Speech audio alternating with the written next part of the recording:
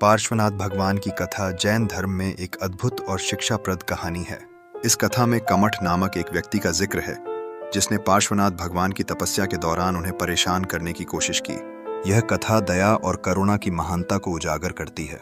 कमठ ने पार्श्वनाथ भगवान पर कई बार हमले किए, लेकिन भगवान ने उसे हर बार माफ कर दिया। उनकी माफी में एक गहराई थी जो न केवल कमठ के लिए बल्कि हम सभी के लिए एक सीख के रूप में कार्य करती है। पार्श्वनाथ भगवान के इस उदार व्यवहार ने कमठ की आत्मा को झंकृत किया और उसे आत्मवीरता का एहसास कराया। अंत में कमठ को अपनी गलतियों का एहसास हुआ।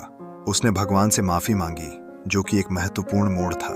इस क्षण में कमठ ने न केवल अपने कार्यों का पछतावा किया, बल्कि उसने पराखंड के आवरण को भेद कर अपने भीतर की दया और करुणा को पहचाना। इस कथा से हमें एक महत्वपूर्ण शिक्षा मिलती है कि हमें अपने शत्रुओं को भी माफ करना चाहिए। वास्तव में दया और करुणा वह मूल्य हैं जो हमें इंसानियत की ओर ले जाते हैं। जब हम दूसरे लोगों को माफ करते हैं तो हम अपने दिल में शांति और संतोष का अनुभव करते हैं।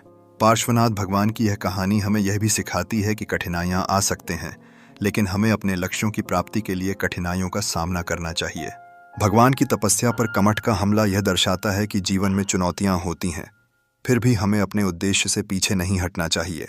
इस कथा के माध्यम से हमें यह भी बताया गया है कि जब हम अपने संघर्षों के दौरान धैर्य रखते हैं और सत्य के मार्ग पर चलते हैं, तो हम अंततः सफलता प्राप्त करते हैं। पार्श्वनाथ भगवान की शांति और माफी ने कमठ को एक नई राह दिखाई। इस प्रकार पार्श्वनाथ भगवान और कमठ की कथा एक अमूल्य शिक्षा है जो हमें महत्वपूर्ण मानव मूल्यों की याद दिलाती है और हमें प्रेरित करती है कि हम अपने जीवन में दया और करुणा का पालन करें।